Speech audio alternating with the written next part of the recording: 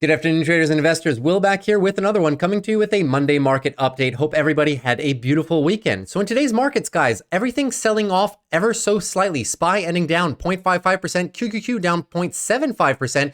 QQQ was actually down twice as much, 1.5% on the day. So little bit of a market sell-off. Now, this consolidation, guys, we have been talking about it for the past couple of weeks on the channel, and a number of things could be leading into further consolidation. And those aspects are, number one, lack of positive bullish catalysts for the market. So we don't have any more bullish catalysts. Most of earnings are through. We don't have another Federal Reserve meeting as well until March 20th. So this is a little bit of a lull period for the market. A lack of potential positive news catalysts can have markets sell down into a little bit of a technical correction. Couple that with point number two, big tech and semiconductors have been on an absolute tear since the beginning of the year, with a lot of their weekly timeframes being overbought on relative strength index levels, the RSI levels. So that is aspect number two that could be leading into a little bit of a sell-off that could extend into the end of February and early March. And aspect number three, we've talked about this a few times on the channel here, guys, just our February seasonality, right? So after the 10th, 11th trading day, we tend to have a little bit of a dip off into the end of February, and the 11th and 12th trading day were last Thursday and Friday respectively. So it could be due for a little bit of a sell-off. This also goes in line with the past 20 years of data as well, where the markets after a nice little mid-February rally tend to taper off even into early March before really picking back up here into end of March. So a little bit of seasonality coming into the end of February, early beginning of March as well. Coupled with the fact that we don't have any more positive news catalysts potentially coming up. And we also had a few past previous hot inflation reports as of last week, CPI and PPI most notably, right? So all of those aspects together, if the market continues to sell off, that is what the media is going to use to justify the sell-off. The hot inflation data, rates higher for longer, no Jerome Powell until March 20th to reiterate that, and also lack of earnings catalysts moving forward, except for NVIDIA that comes out tomorrow. So hopefully that gives a little bit of an insight here, guys, into the little bit of technical correction that we're having. But the markets do have tons of space to consolidate on the weekly. So we'll take a look at exactly how we stand on the technicals, if anything has changed later on in the video. As of now, what I want to cover is two earnings reports for you guys. We're going to do Walmart, which had very good earnings, and then Palo Alto Networks, which did have good earnings, but unfortunately, because of a miss on guidance, the stock is now down 20% in after hours trading. So you're gonna take a look at those two earnings and then obviously do our rundowns here, our major indexes, technical analysis on those, our major tech names, and lastly, take a look at my portfolio and see what we have on for the week. So without further ado, let's get right into today's video. So as I've said, SPY, QQQ down, financials and healthcare, and even the Russell, everything significantly down. Take a look at the heat map, guys. You'll see this best. And the sell-off was largely precluded by large drops here in semiconductors. Most notably, NVIDIA was down almost 6.5% on the day. They have earnings tomorrow.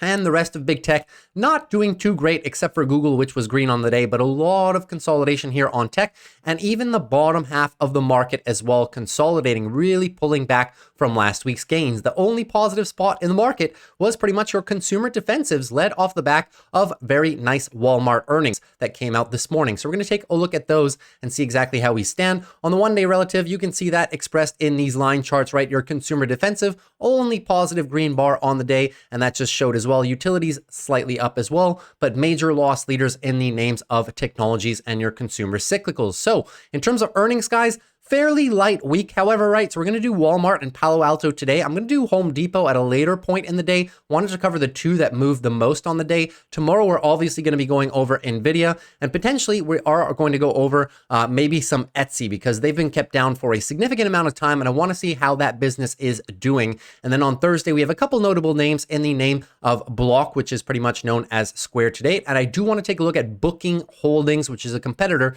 to Airbnb and Expedia. So we might do Home Depot potentially on Friday, maybe with one or two others that I may have missed during the week. So let's get right into our first earnings call here today, guys, and it's going to be Walmart. So Walmart delivering very decent earnings, guys. Nothing was wrong with the business per se. We're going to go over their numbers, but as a whole, you can see here double beat on EPS, very nice, and beat on revenue. The one thing that I did want to point out on Walmart, however, is they're currently entering another phase of expansion in terms of EPS for their business. So take a look at this flat EPS growth since pretty much the years of 2021 through 2023, very flat EPS, right? But will be picking up, and this was reiterated on the call here today, will really be expanding here nicely through 2027. The revenue expansion always expands at a rate of about 4 or 5% per year, and that's been the case really over the past 10 years or so. So the revenue top line growth is not there, but they're bringing more and more money to the bottom line, increasing earnings per share, which is very, very good. They also have a little bit of a split coming up in terms of next Monday, 3-to-1 split. So this price will be cut in 3,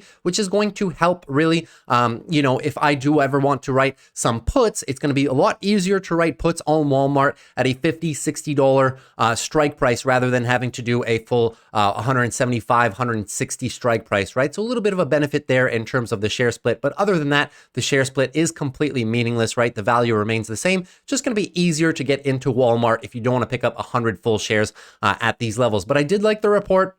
EPS growth through 2027, very positive, 11.4%, very good. 2024 PE on a forward basis, guys, 25.7, which is not that bad. If we take a look at Walmart's historical price to earnings ratio, they really came up here in 2018 and have been maintaining roughly the mid. If you take an average of all these numbers, they've had some ups and downs, but the midpoint is about 25 at their new valuation multiples, right? So 25.7 through 2024 is roughly average, not great, not bad.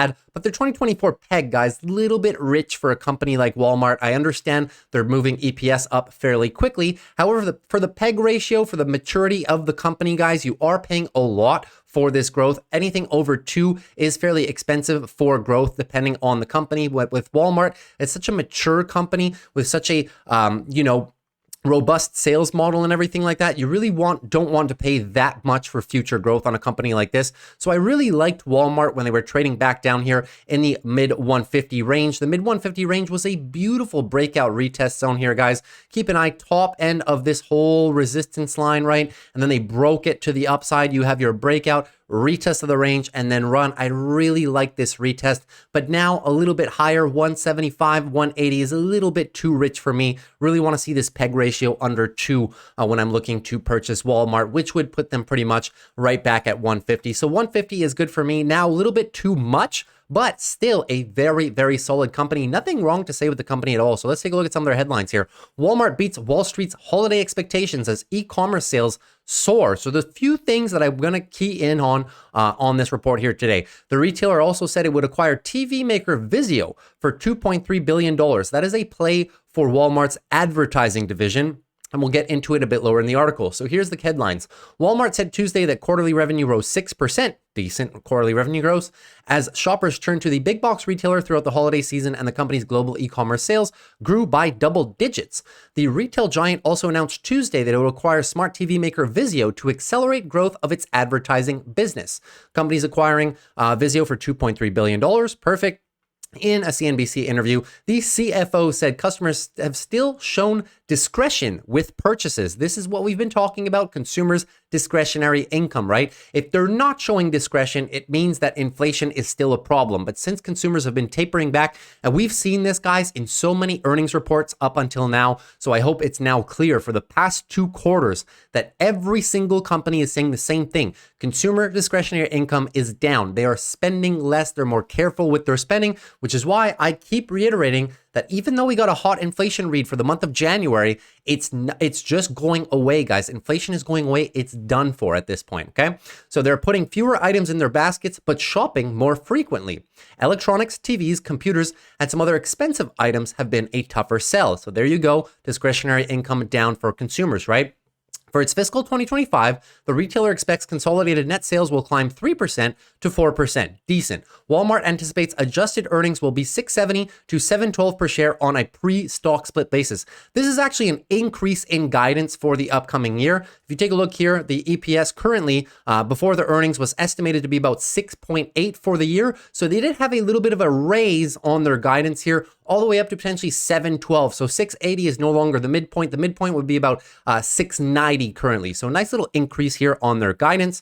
Walmart's e-commerce strength. Now I want to take a specific focus on this, guys, and I'll show you why it's important. Walmart has weathered high inflation better than many other retailers. It has used its value reputation to draw in families across income levels and has learned new ways to make money. Very, very important. So as it's running out of pricing power, consumers refusing to pay higher and higher prices, it needs to find other lines of business, and here's how it's expanding.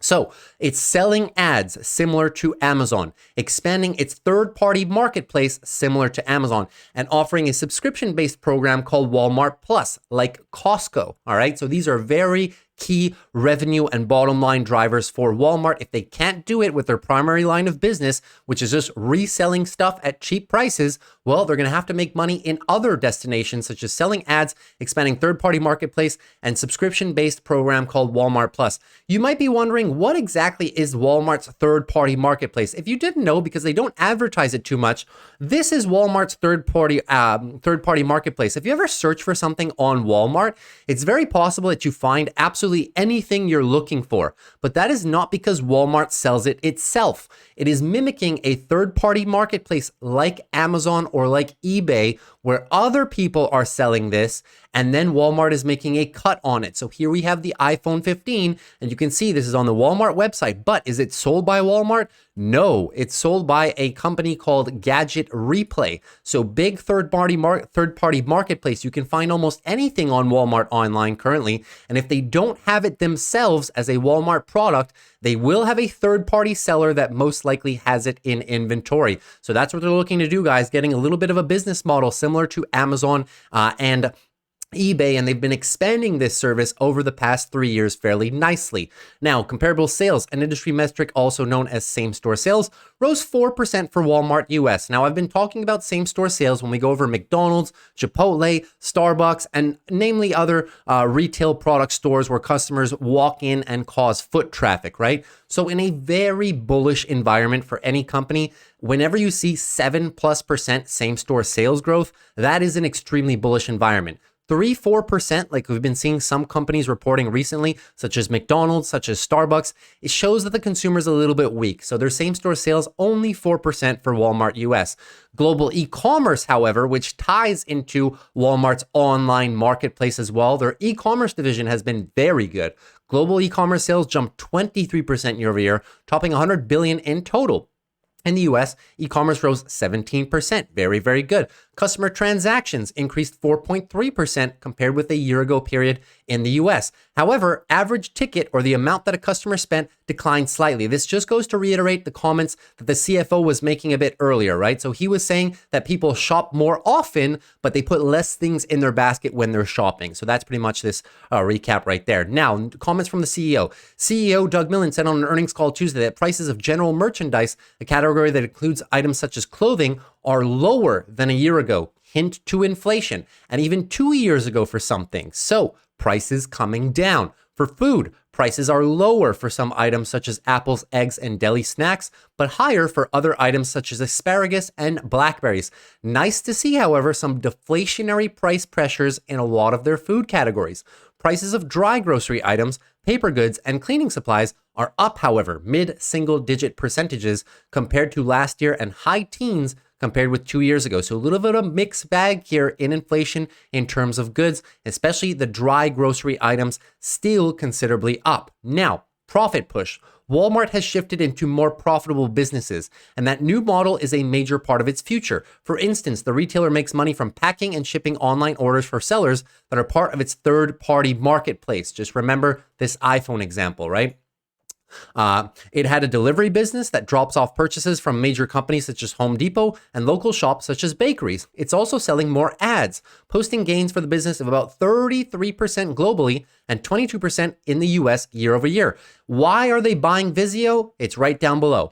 They told that the Vizio acquisition will be an accelerant for the high margin, fast-growing part of their business, advertising. By using the TV's operating system, Walmart could not only show ads, but also have better data that tracks how customers engage with the ad and if it leads to purchases. So getting into the same game as Amazon is in terms of how they sell ads. The company has also boosted efficiency by adding automation to distribution centers that replenish store shelves and fulfillment centers that keep up with online orders. So they're doing a good job of that R&D and trying to bring their capital requirements for shelving and storage down by using automation. That's good.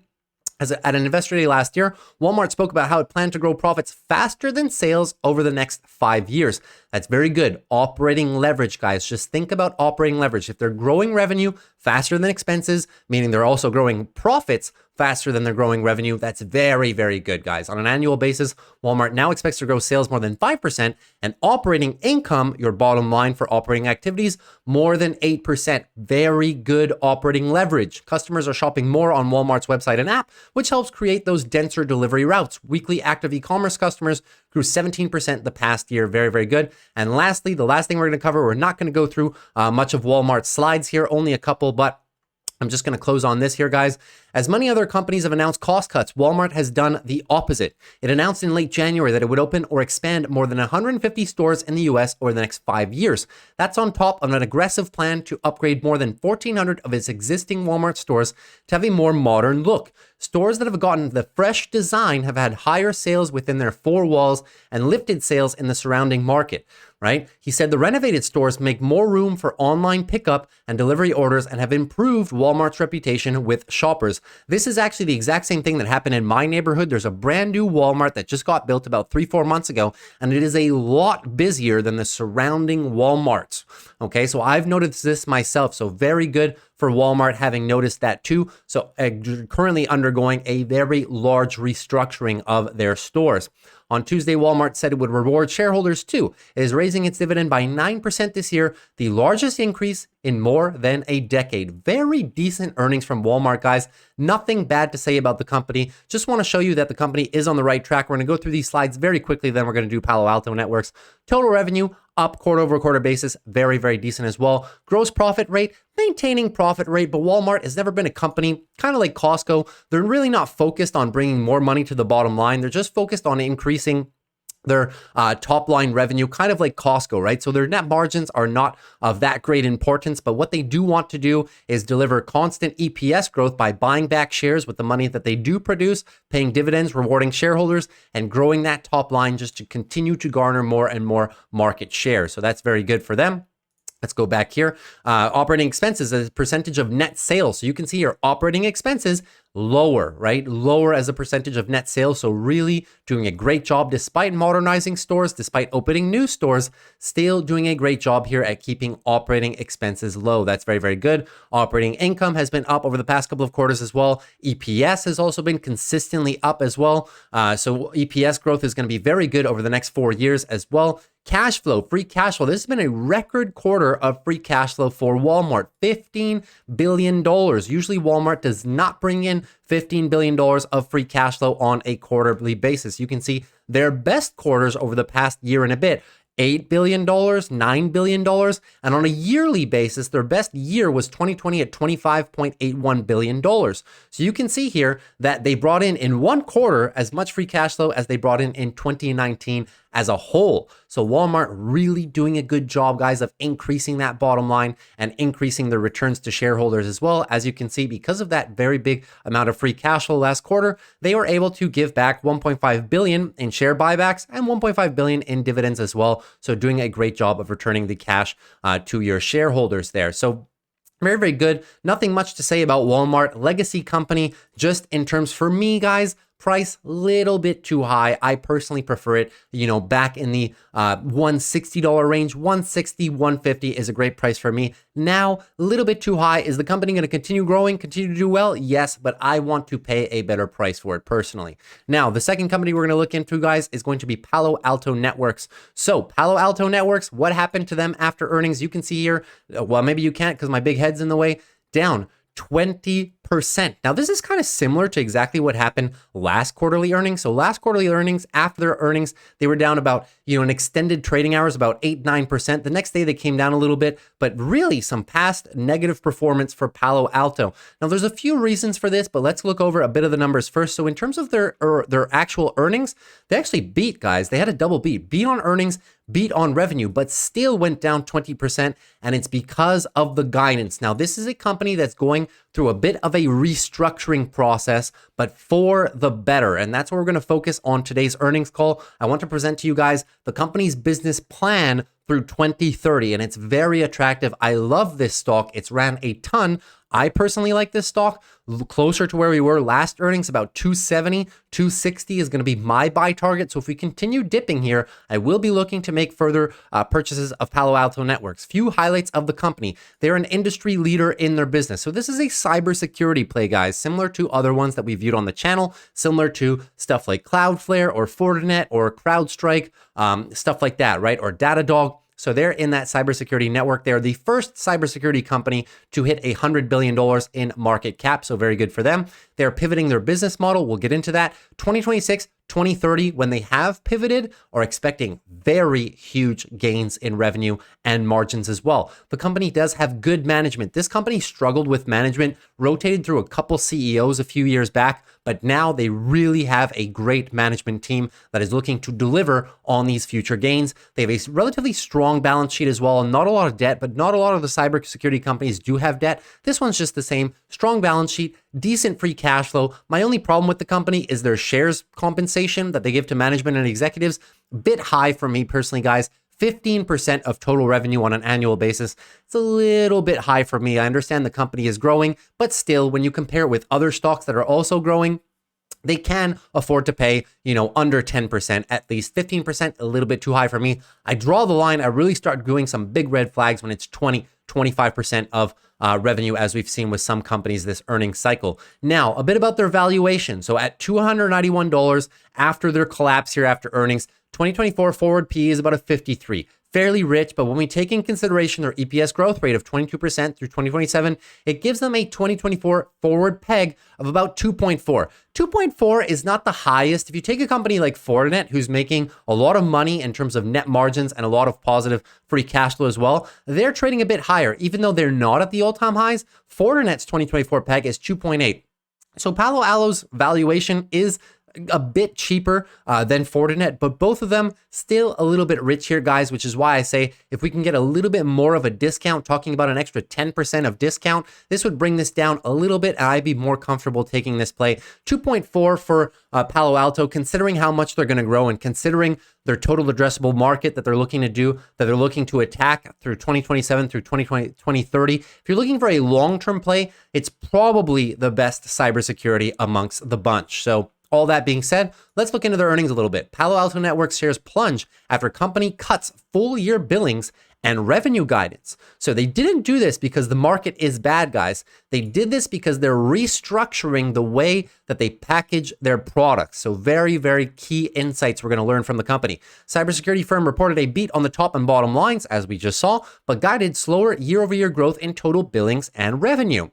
Now, the company is now guiding to full year total billings between 10.1 and 10.2 billion, compared to its previous guidance of 10.7 and 10.8. So a little bit of a drawback here, 5, 6, 7%, right, in cutbacks in terms of total year billings. That's fine. I mean, total year billings here, guys, still netly above the company's annual revenue, right? Just keep in mind here, $10.2 billion in billings in terms of money in terms of products they can deliver. And in terms of their most recent year, guys, they only brought in about $8 billion as of the most recent year, or around $7 billion, in 2023. So their billings are still good, still in excess of 1 times revenue, which is what you want to see. A little bit of a miss here on guidance, right? And expects prior guidance, little dip here, $7.95 to $8 as opposed to $8.15 to $8.2 billion. So a little bit of a dip here in terms of annual revenue expectancy. In a conference call with analysts, the CEO said the lower guidance was due to a shift in strategy. We're going to go over that when we go through their slides.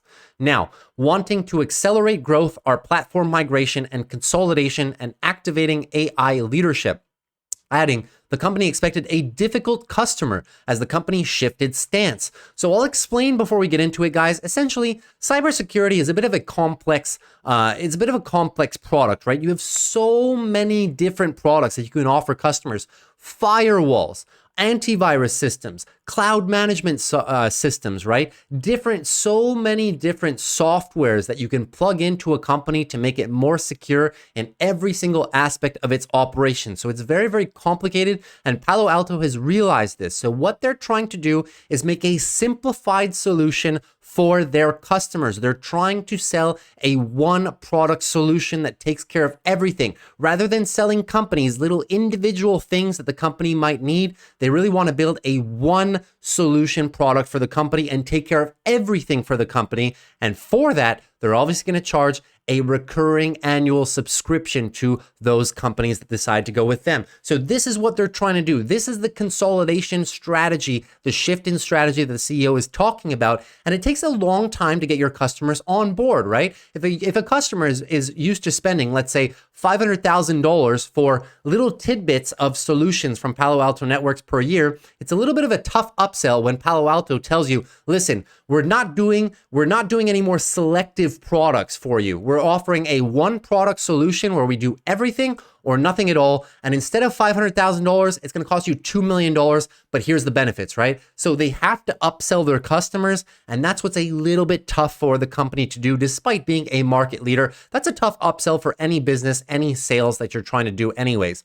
Guidance for the upcoming quarter also fell short of consensus estimates. Analysts surveyed expect the company to guide to fiscal third quarter revenue of 2.04, but Palo Alto Networks now expects revenue to range between 1.95 and 1.98. So they guided down on the year, billings and revenue, and they also guided down on the quarter. Not very big guide downs, guys, but still guide downs by roughly in the terms of, 3, 4, 5, 6%, mid-single digits, really nothing major. And as I said, nothing's wrong with the company. It's not a demand problem. It's just the company is restructuring the way that they do business, which is going to be great for them in the future, but short term, little bit of volatility, obviously, right? So the new billings guidance represents full year growth of between 10 and 11%, decent, versus previous guidance showing 16 to 17%. So there's your little 5% drop on guidance, right?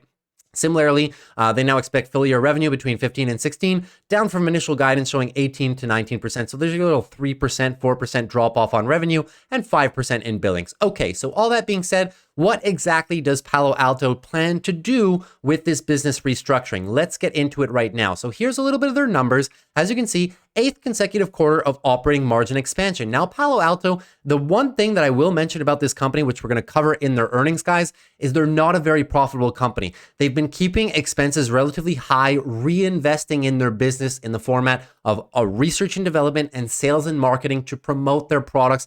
They have very good gross margins. So their gross margins, how much they make from services and products, is about 77%. But take away all the expenses of them heavily reinvesting that money into the business, and their net profit margins are only between about 6 to 9% at best. So really spending heavily to get the company ahead, which is good. As you can see here, guys, forward EPS growth, look at this heavy expansion since they started revamping their business model.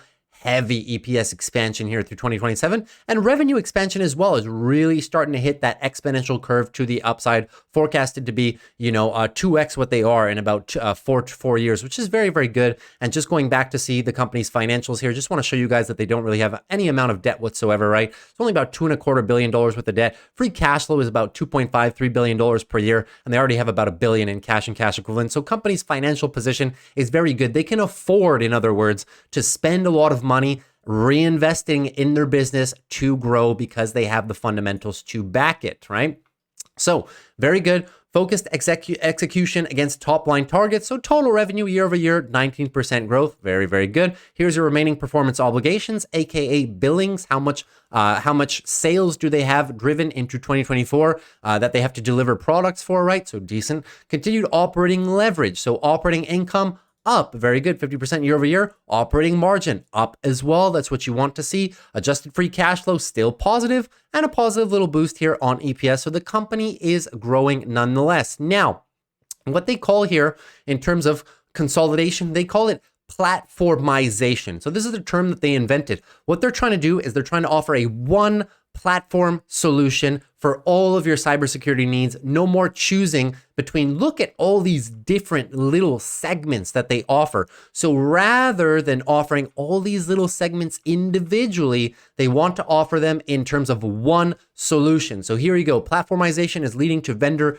consolidation, right? So network security, 4 to 7 vendors that they deal with, they're going to simplify it down to pretty much one. Prisma Cloud, capability to consolidate 3 to 8 vendors. Look at all these different vendors, right? They want to just bring it down to a one product solution called Code to Cloud Platform. And then if you want security operations, instead of going through a number of different retailers and vendors, they want to do one thing for you, autonomous security operations platform. So doing a great job of consolidating and making it simple for the customer to understand, guys, because cybersecurity, unless you're dealing with the company's IT division, which they probably are, is a very tough sell, you know, to upper management that may not be so much in tune with how cybersecurity works. So this is just it's going to enable their pitch to businesses to be a lot easier here. But as a whole, very, very decent. Just going to show you exactly how that platformization affects their business model. So here's your dip in guidance that we were talking about, right? Short-term impact will drive superior long-term financial outcomes. So take a look. A little bit of initial dip on billings, dip on revenue growth, and they talked about this last quarter. They started this in 2023, about 6 months ago. So they're going to take a little bit of a hit as they have to restructure how their business operates and how they sell products to you. But thereafter, they do deem the expansion to be more than worth it. And come 2030, over 90% of their revenue will be in recurring revenue, potentially $15 billion in recurring revenue in 2030. So very, very good. Using AI, obviously, to go through that. Excuse me, we're not going to go through those as a whole, but I just wanted to prove to you guys that what they're trying to do with the business is a very ambitious plan, but it's a realizable plan. And I do believe that they're going to do a great job at doing it. So here you go. Higher long-term billings trajectory. So taking a little bit of a hit in 2024, 2025, but the expansion that they're going to gain from this restructuring is going to outgrow their current forecasted growth if they were to do nothing. So very good advancement by them indeed. And here you see the ARR trajectory, right? Your annual recurring revenue trajectory, netly up. Very, very good as a whole. Operating margin, free cash flow margin is going to as well follow these same trajectories. So this restructuring is going to help everything. Top line revenue expansion, margin expansion as well because of that recurring revenue. And once it's all set up, guys, a lot of these expenses were pretty much done for the slides. What I wanted to show you is the company's expenses, okay? So take a look at we're gonna go through just this one sheet, I promise, right? So we're gonna go through exactly how much money that they spend on expenses as a whole, right? So let's take a look right down here. I believe it's this one. Sorry, no, I'm on the wrong one right here, guys. My bad about that. So, okay, so it's this one pretty much right here. So here we have here you have pretty much your cash flows of the business here and how much money that they do make. So here's your GAAP product. You have products and you have subscriptions. That's their two lines of business, right? So as you can see here, the non-GAAP product gross margins are very good, 78% as of the most recent quarter, right? Their subscription support gross margins are also in the high 70% range. Total gross profit, 78%.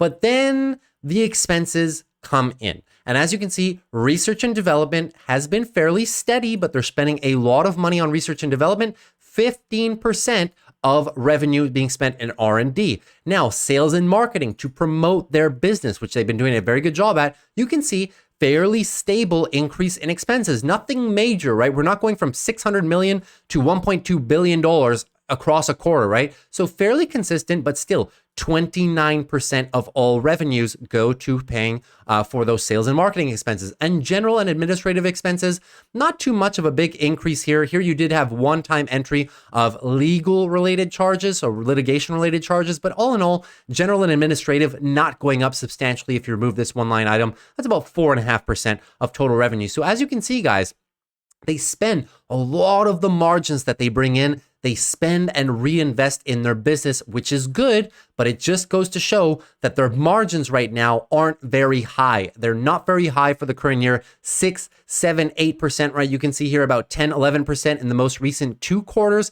So they're getting better. But what I want to say, guys, is when they restructure the company, okay? Their expenses are going to go down. Now they're high because they're building this new business model, but eventually your expenses will start coming down, and that's when this company is going to start making substantial net margins. You saw their gross margins here of about 78%, and usually a service-based company can retain net margins of about 25 to 30%. So there will be, in my expectation, significant net margin expansion, a doubling probably over the next 5 years as the company grows its top line revenue, but doesn't need to spend as much money in the operating aspect of the business in terms of sales and marketing and research and development going forward. So this company has a lot of potential upside going into the next 5 years. I would like to get it at a price of about 250, 260 if I can. This is definitely your first in-line play for cybersecurity, in my opinion, especially after they revamp this business and make it simpler for clients to understand and revamp their billings model in terms of the platformization or one platform solution for their clients. I think they're going to gain even more and more market share, guys. Very, very good report by the company. Just a shame that they missed on guidance, and because of that, the stock is down 20%, but does represent a good little dip buying opportunity if you do believe in the company long term. So hopefully I was able to shed a little bit of light on what happened to Palo Alto. Now let's move into our technical analysis, shall we? Okay, so SPY, before we do that, let me get a quick taste of my coffee, guys. If you have an espresso machine, this like raspberry chocolate blend they just put out recently, fantastic blend. Definitely recommend that. Not financial advice.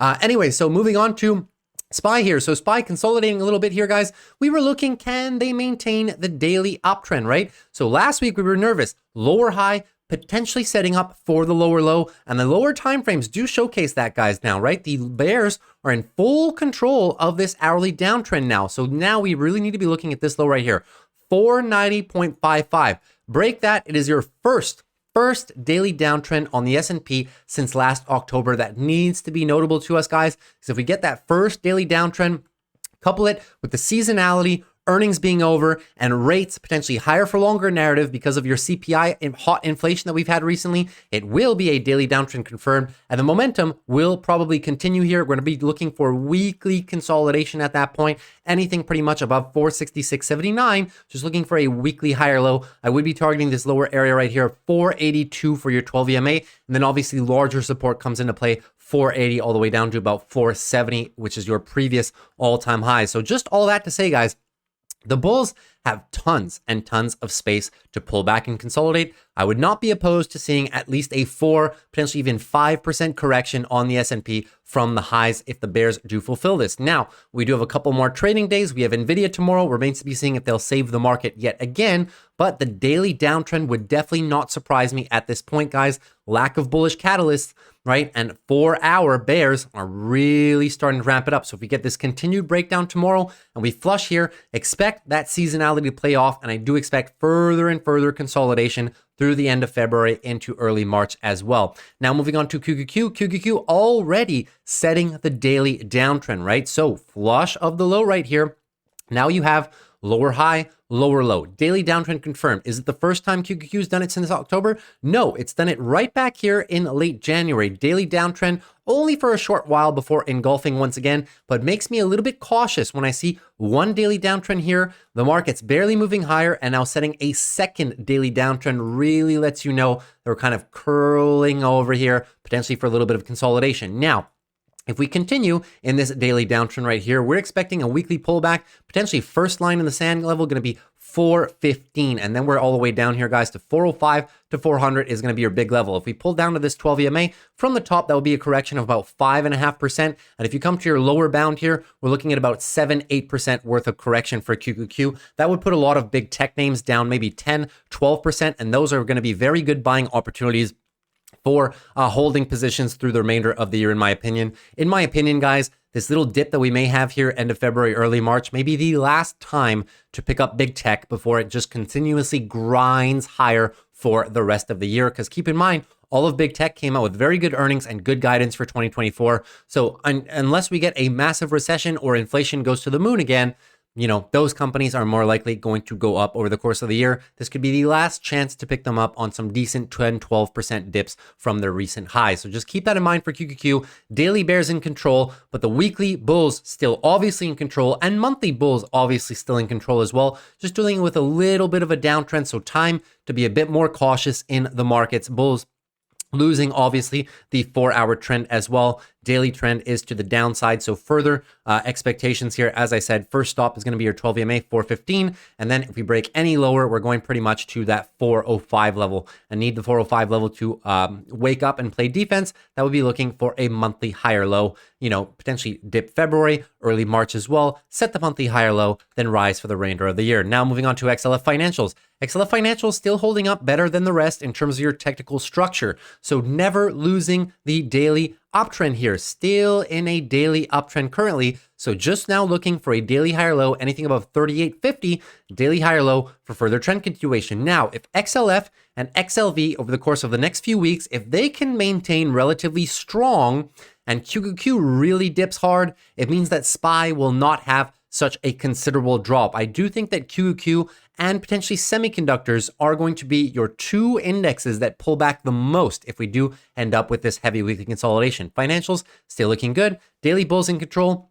Looking for a daily higher low, anything above 38.43. 12 EMA is going to be your first line of defense right here. Also, previous resistance going to be current support as well. Is pretty much right in line with that 12 EMA. So we're coming into it right now, but always be wary. If ever we take back too much of this move, it opens up for the lower high, lower low continuation, similar to exactly what QQQ just did right now, right? So just keep an eye on that extended drawdown. If we do potentially do that, then financials as well will be due for weekly consolidation. That would be fine after such a beautiful 2 legs up. Time to consolidate it a little bit. And the first line in the sand is going to be $38 to $37.50. Need to protect that area, but bulls with tons of space. Now moving on to healthcare. Healthcare also looking fairly decently, 0.34% of the downside, but healthcare, another one that had never lost the daily uptrend yet. So we're still just looking for a daily higher low, anything above 142. Daily higher low for further trend continuation. On the weekly as well, weekly is looking absolutely gorgeous. Weekly uptrend, weekly bulls in control. But be wary if ever the market continues selling off and healthcare goes there as well. If ever we take back too much of this move, it opens up the door, lower high, lower low continuation. And at that point, guys, we're just going to retrace probably back to your all-time highs. Back to all-time highs would mean another drop from here of about 2%. Under the all-time highs to the next area, about 3%, and really not expecting more than about a 3% drawdown on healthcare over the forthcoming weeks. So healthcare still holding up stronger than your QQQ sector for sure. XLV and XLF really doing a great job at holding your SPY up. QQQ is going to be, in my opinion, the one that pulls back more. Now, lastly, the Russell.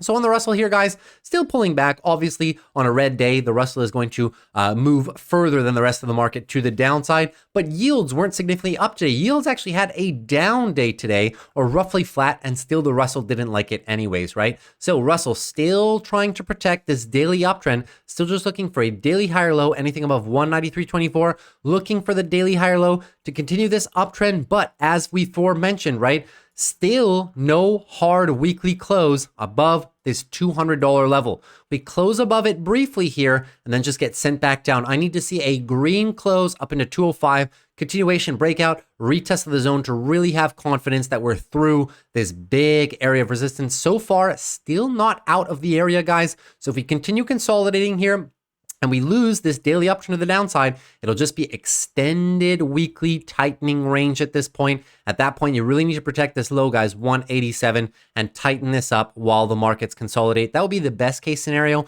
for the bulls to really protect this tightening range at the top. And then when markets reverse to more bullish mode, end of March potentially, that's when you may get the crack through. But so far, not expecting extreme outperformance to the upside by the Russell here, so may just be muted. One thing's for sure, if we do come down here, 187, 185, I'm definitely buying some Russell. And lastly, the Dow Jones,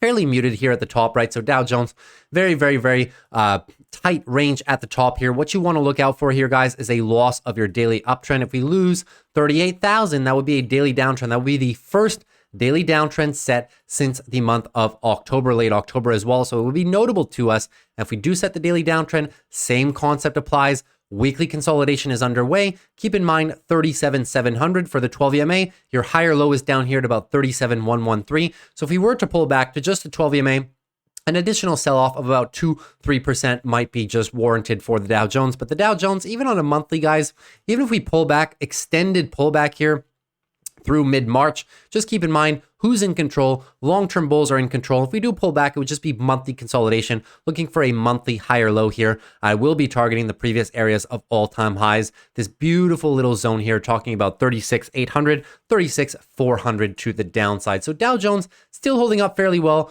We'll see how it goes. Bulls still in control of a number of things, right? So bulls still in control of Dow Jones, still in control of healthcare, still in control of financials, and still in control of SPY, right? This is still on a daily downtrend. The one that you have to be watching out for is QQQ may be leading the rally to the downside. Remains to be seen if the rest will follow. One thing's for sure, I've been preparing a lot of money on the sidelines, a lot of buying power, and I'm ready to buy these dips. I hope you guys have been doing the same. Now moving on to big tech. So let's take a look at Apple here real quick. So Apple down again on the day, 0.41% to the downside, still reacting nicely off of our support zone. So once again, we're looking to protect the potential daily downtrend. Break of 179.18 would be a daily downtrend confirmed. At that point, guys, it will be further and further weekly consolidation. If we do break that same level, 179-ish, would be weekly downtrend as well. Apple has not had a weekly downtrend since last year, culminating in the end of October sell-off, right? So that would be notable to us. But is it that big of a deal, in other words? No, because your monthly bulls are in full control. We're just looking at this point for a continuous consolidation on the monthly here. Anything above 166 is just going to be a tightening monthly range, similar to what Apple did back here, right? Just want to keep this range fairly tight around the top. So that's why I'm expecting these levels to hold up, guys. Worst case scenario, we dip down into the low 170s, high 160s, but I don't think Apple is going to break that 165 low. So at this point, just tightening up, but the first line of defense, 180, seems to be acting up nicely. If you want the bulls to regain control, just keep in mind, you need to get a nice bounce. And how much of the bounce are we looking for, guys? Need to get as high as possible in relation to our most recent lower high, 190. And if you want the bounce to be healthy, it needs to at least get up to about 187. If you bounce to about 187, you set the bulls up nicely to recapture this daily uptrend. As of now, short-term bears are in control. Keep an eye on your weekly breaks to the downside. At that point, we're going to be targeting the lower areas, 170 lows. Now moving on to AMD. AMD consolidating as well, just like NVIDIA. So AMD tried to get the daily uptrend going, but now bears rejecting it in just 2 short days. We're back into this tightening range. Couldn't crack the tops, and we still have not cracked the lows. The market's still reacting nicely from AMD's previous all-time high, 164, 158. It's been acting as support here for the past couple of weeks, but tomorrow NVIDIA earnings are going to be absolutely huge, so limited price action until then. One thing's for sure, guys, if we go down tomorrow with NVIDIA earnings and whatnot, well, your daily bears will be in control. They'll be looking to set up the lower high, maybe using this whole level that's now support, maybe using it as resistance and setting the daily downtrend into just further weekly consolidation. At least AMD is a lot of space. Anything above 134.33 on the weekly, just looking for a weekly consolidation. And before it gets a little bit unhealthy for AMD, AMD can pull back really all the way to about 154 before it becomes unhealthy. Too much after that could just end up in a extended tightening range as AMD grows into its valuation. So far, still bulls playing some good defense, but tomorrow is going to be the kicker. And obviously, if NVIDIA crushes earnings and AMD just follows suit, well, then you just have a continuation of your weekly uptrend right now. It's been a beautiful weekly bull flag, but this could all come undone with tomorrow to the downside or just play out to the upside here. Very tough to tell. The lean is bullish, because your monthly bulls are in control, your weekly bulls are in control, but obviously it's NVIDIA earnings tomorrow. It's going to move the sector a lot, so we'll keep a close eye. If anything, if we do break down, guys, that will really reaffirm that AMD is going to go through some heavy consolidation, potentially similar to what we saw over here without maybe the extended drawdown period at the end, but definitely due for some consolidation. Now moving on to Amazon. Amazon looking decent despite being down 1.43%, right? Still just consolidating after its earnings. Really hasn't lost a ton since earnings. So still looking to protect these lows, 165.88. Lose 165.88 tomorrow. Daily downtrend is set, and weekly consolidation after earnings still continues. Amazon's looking extremely healthy, guys, right? This beautiful weekly uptrend right now. Any pullback currently is just looking for a higher low. Anything above 145, guys. So much space. weekly consolidation. If Amazon comes back down below 160, I will be looking to play it. You guys remember me selling my shares after earnings for about 172. If I can get them back towards 160 or lower, I'm definitely going to participate in that. So just keep an eye on that. Weekly bulls are still looking beautiful, just weekly higher low for further trend continuation here. If we do continue consolidating the markets, that's when Amazon is really going to come down over the next few weeks, potentially lower than 160. That becomes a no-brainer buy for the rest of the year, in my opinion, especially after the earnings that they just had. So just keep that in mind for Amazon, right? Daily bulls looking a little bit weak, but your weekly bulls still in control, tons and tons of space to pull back. Now moving on to Google. Google also looking fairly decent, 0.31% to the upside. What Google's really trying to do, guys, is protect this weekly range right here, right? So you see this beautiful area of resistance, which is now support. That's 141 to 138. I've been talking about this, which seems to be for the past 25 years at this point, right? Every video I bring up this 141 to 138 because it's extremely crucial, guys. It's our weekly higher low, right? So the weekly higher low is literally this 138 low right here. So if we lose that, it's going to be a weekly downtrend for Google. And at that point, we will be in further monthly consolidation, potentially lower into the mid 130s, which would be a good buying opportunity, but still would be a little bit of extended 5-6 weeks of consolidation here into higher low. And for further trend continuation. One thing's for sure, I love Google in 141 to 138, so I will play this area as I do think the bulls will be looking to defend it aggressively, but if ever we break down into the mid 130s, I'll be even more aggressive on Google, especially if we dip down to this previous area of big support here, 130, that becomes extremely juicy for Google. I love their earnings. As of now, bulls looking to save that daily downtrend by protecting these, right? So just a little bit of a tightening range. The best they can do is just tighten up this range here for the next couple of weeks, maintaining above your current support level. We'll see what happens in the next few days, but bears definitely aggressive in the short term. Bulls still in control of the weekly, but losing a little bit of ground, and bulls still in control of the monthly. So Google looking good, but around area of consolidation. Now is the time to be accumulating some positions, in my opinion. Now moving on to Meta. Meta doing the same thing as Amazon, basically sideways consolidation after earnings. No clear pattern to be detected at this point. Just really sideways weekly consolidation. On the weekly, it looks a lot better. Consolidating sideways, but without much drop, guys. We're not bringing down this weekly RSI much. Still extremely elevated in my opinion. So if we do fall off here, guys, keep an eye on these lows right here, 455, lose your 455, end up with a daily downtrend, and that's when beautiful weekly consolidation will be underway. Need to see Meta cool off this weekly RSI, guys. I hope they can get it done end of February, early March, because I will be a buyer if we dip down here into the 420 area. So just keep an eye future, and obviously, in terms of upside targets, guys, 500 is your first level psychological resistance now that we're up to the all-time highs. In terms of control, bulls still in control, still trying to protect these lows. Bulls obviously in control of the weekly as well, no question there. And on the monthly, bulls in full control too. My only thing with the stock, guys, monthly overbought RSI, but that's happened a bunch of times in the past for Meta. Where I'm really concerned is that we're trading almost the highest levels of RSI ever on the weekly, and we've still been trading up there. Now, if we go into extended consolidation for the markets, it's going to be a very good thing to really bring this down. Now, moving on to Microsoft. Microsoft not looking too bad as well, 0.31% to the downside, but Microsoft, right? Daily downtrend. So one of our first big tech stocks here, pretty much setting the daily downtrend into consolidation. Microsoft has not had a confirmed daily downtrend, guys, as well since the month of September, right? So it has to be notable to us. No daily downtrends here. Sideways consolidation here. No daily downtrend here either. They saved it. Now our first daily downtrend. So remains to be seen. Can the bulls put in the V shape and break the previous high, 409.73, to try and recapture this daily uptrend? If ever we just continue down, however, we're looking for further weekly consolidation, and Microsoft just looks extremely healthy here, guys. Nothing wrong to say about the company at all, right? Company can still pull back anything above 366, just looking for a weekly higher low. Target this 12 EMA. You see how well Microsoft has defended this 12 EMA for a better part of ever since 2023. Even in the big sell-off months of August, September, and October, we really didn't dip much below the 12 EMA. And when we did, we usually got stopped by the 26, this orange line here, right? So Microsoft still can pull back a decent amount of space and look healthy, right? Weekly uptrend is beautiful. Just looking for the weekly higher low. Going to do a great job here. If we come down below here, guys, to roughly this 390, 385 area, that's going to open up some beautiful positions to write puts here in the 370. So I'm looking forward to that. But Microsoft doing a good job, playing some good defense, just remain to be seen if the daily downtrend will continue. Now moving on to Netflix. So Netflix trying to pull off the infamous breakout retest. Where are we breaking out from? Well, we're breaking out from the previous 575 area that was plaguing us 2020 and 2021. Remains to be seen. Can they do it? They have the weekly uptrend currently, but like I said, if the market just completely falls apart here in the next couple of weeks,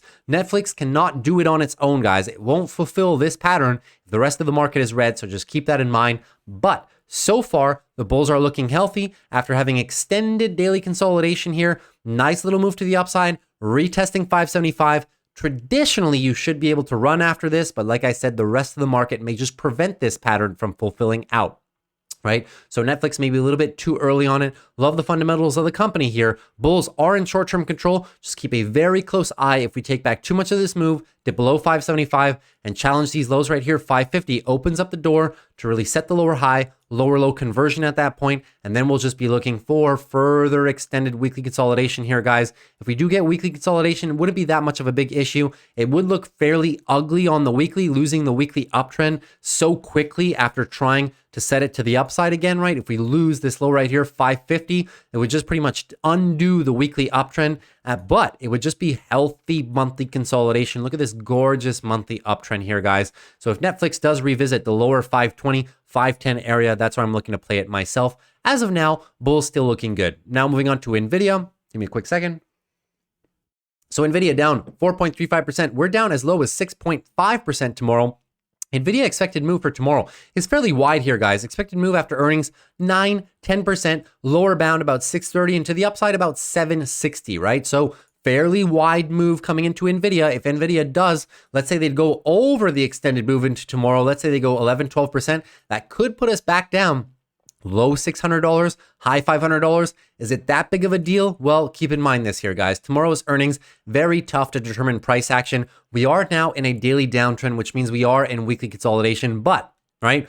NVIDIA earnings are positive tomorrow. This weekly candle is going to get turned around in 2 seconds, and we're just going to continue this weekly push higher. But with some healthy weekly consolidation, if earnings is not as expected, I don't expect anything bad from NVIDIA. It's all going to be pretty much about the growth. So if let's say, perfect example is, let's say the growth expected for the upcoming year is supposed to be, I don't know, let's say 25% revenue expansion for the upcoming year. If in this quarter they say, well, it's not going to be 25, it's going to be 23, that's still amazing, but it would constitute a miss, which could lead to the stock coming down. So that's what we're going to be keeping an eye out for. One thing's for sure, 610 is a very big area. It's going to be our 12 EMA support. And you see how often this 12 EMA on the weekly has been acting as support. Sometimes we do blow through it. Couple instances in the past where we do blow through it, but usually in terms of probabilities, fairly high probability that we do get a little bit of a stop here. So it remains to be seen if that's going to be the case. At that point, it would still be a very healthy weekly higher low for further continuation to the upside. And even on a monthly here, guys, if we do pull back here and NVIDIA just goes into extended consolidation for the rest of February, early March with the rest of the market, just looking for a monthly higher low for further trend continuation. No red flags with the business. Can't wait to hear their earnings tomorrow. So keep a close eye on that. And if you do play earnings, be extremely careful considering how much the stock has run as well recently. Now moving on to our couple last ones, Tesla. So Tesla looking fairly decent on the day here, down 3.1%. We're down as much as 4.5%. I did take a trade right here, but still daily uptrend, still looking to protect these daily higher lows.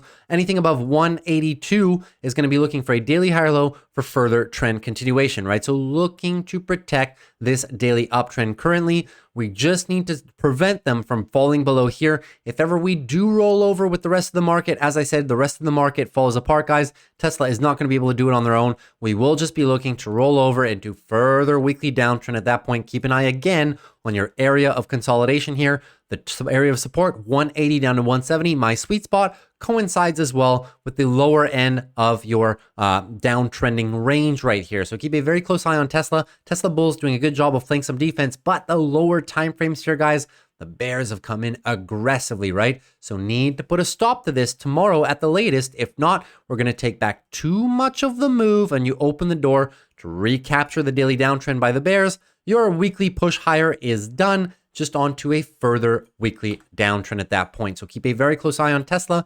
Every time it comes back here, guys, under 180, closer as possible to 170, I will be playing Tesla.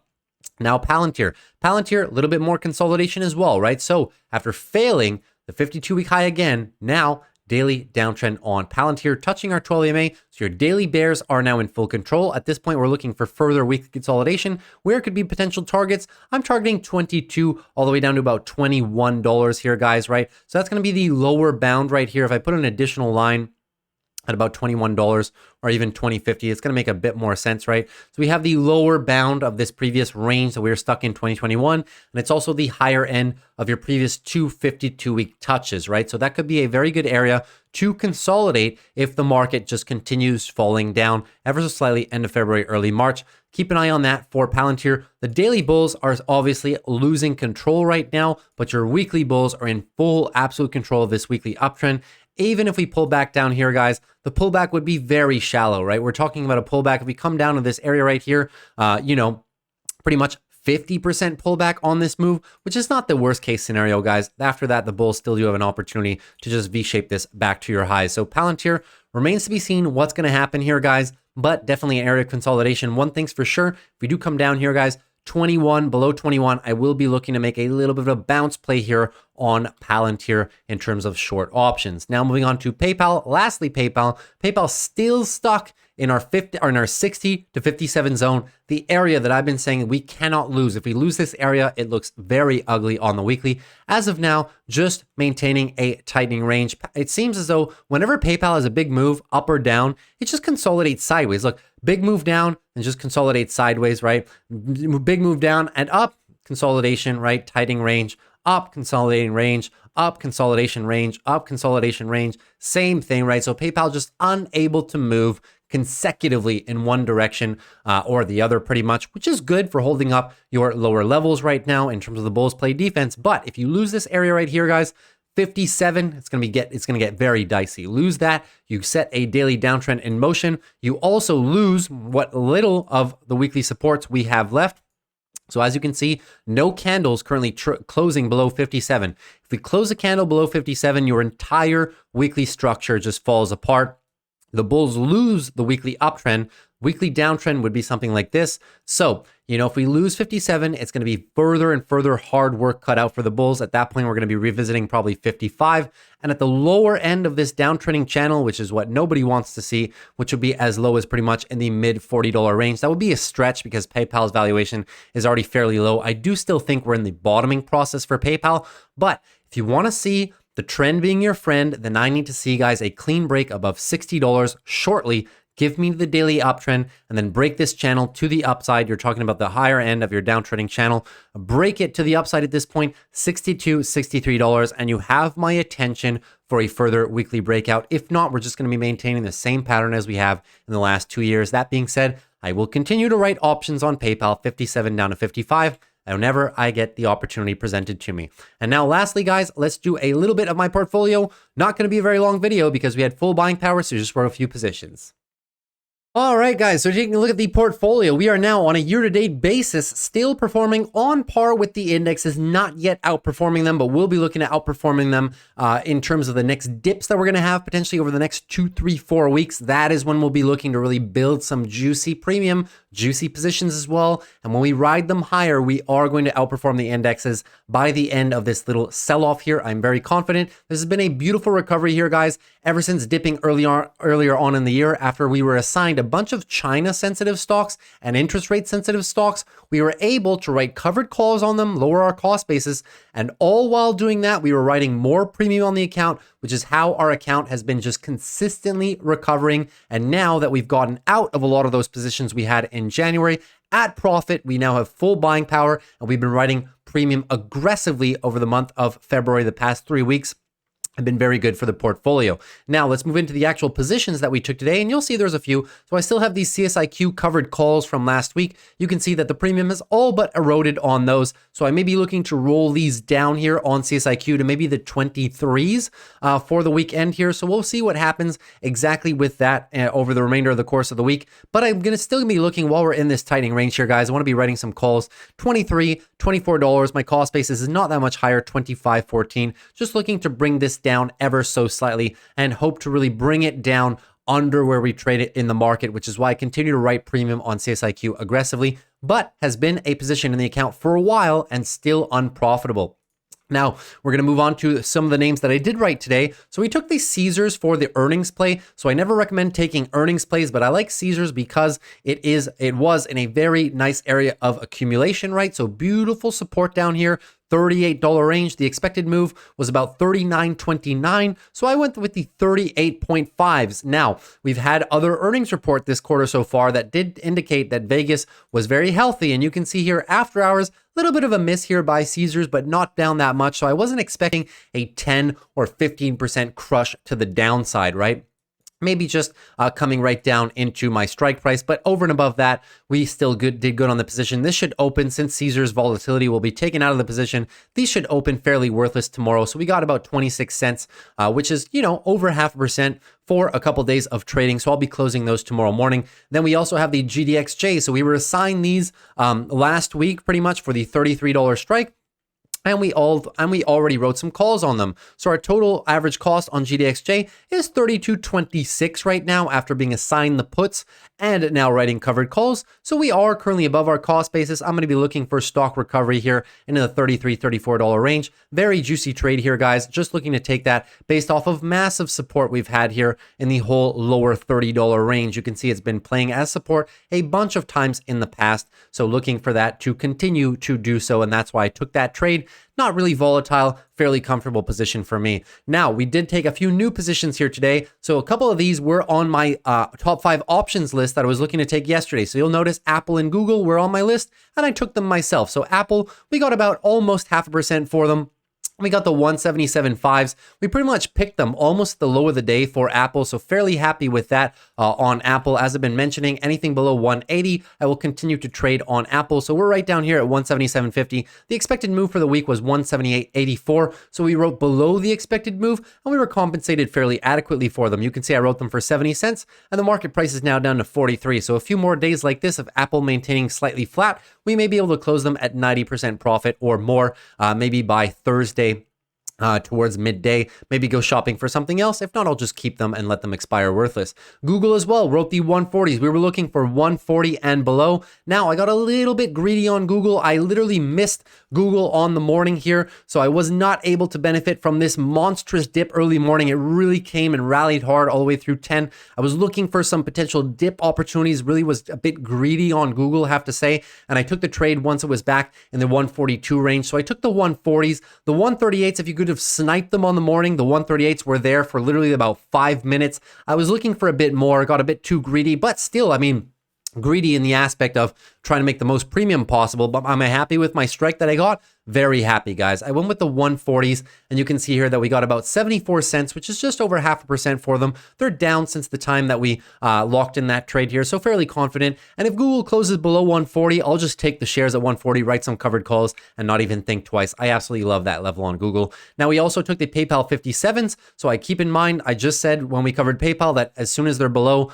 57 to 55, I will be playing this stock. So PayPal, we got as well about 0.5% for this trade. 0.5% would have been more like 29 cents. I got 27, which is not too bad. So just one contract. Keep in mind, I sold my PayPal shares at about 63.5 before earnings. So any discount over and above that, I'm very happy. So I'll just continue to make plays in the mid $50 range for PayPal as long as they stay down there and offer decent premium. Now, moving on to Tesla, we wrote the Tesla 182.5s. This was another very good play that I took on Tesla almost at the low of the day. So in yesterday's video, I was telling you guys, keep in mind if Tesla comes down in the 180 range, it may open up the 180s to 170s. That's pretty much exactly what happened when Tesla was trading right about 190 almost at the low of the day here today, midway through the day, about 190.5. That's when I wrote this position, the 182.5s, which is a significant discount, guys. Consider today's 4% drop, right? Down to 182.5 for the week. That would be almost 10% drop for the week. So, you know, the expected move, we're already below the expected move of about 193 in one single day. So I was going twice the expected move in terms of that. Really would be a big sell-off on Tesla, and there's big support down here. So I was fairly comfortable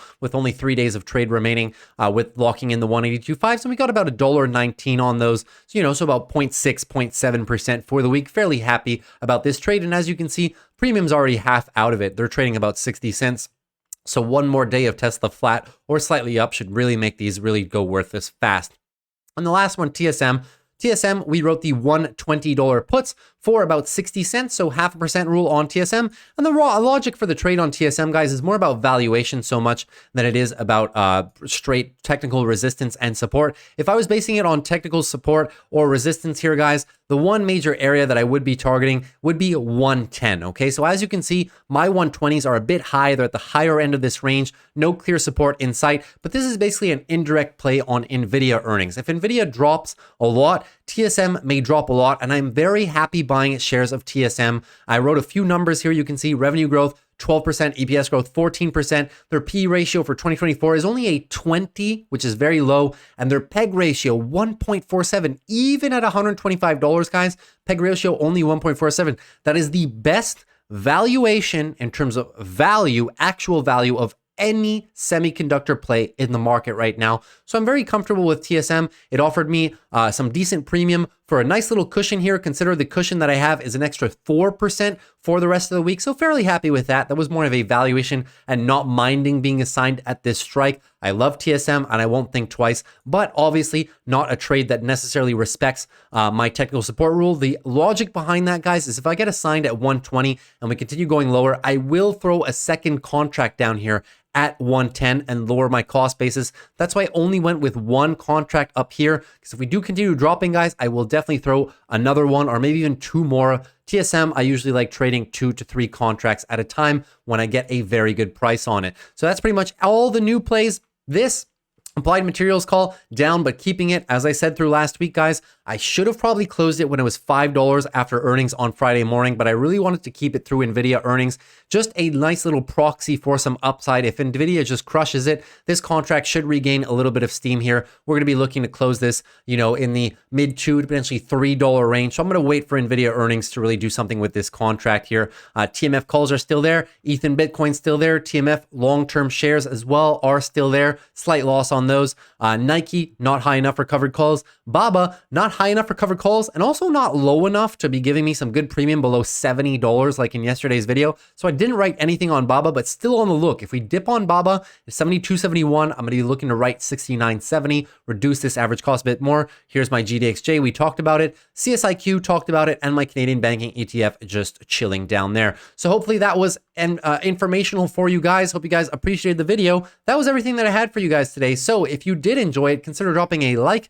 Really helps me out for the channel, and I really appreciate all of your guys' engagement. I really do. Really helps me grow the channel over and above what we have been doing so far. And as usual, guys, if you're new to the channel, consider subscribing as well. We do these videos Monday through Friday, always recapping earnings during earnings season, at least 2 or 3 companies a day. And we always do our technical analysis and reviews of my portfolio twice per week with those top 5 options play videos on Sunday. And obviously, guys, if you have any questions, always feel free to leave me a comment down below. Anything, stocks, TA, options, whatever you want, macro, anything, my strategy as a whole, always leave it down below in the comments and I'll answer you within 24 hours. So take care, guys. See you tomorrow. Peace.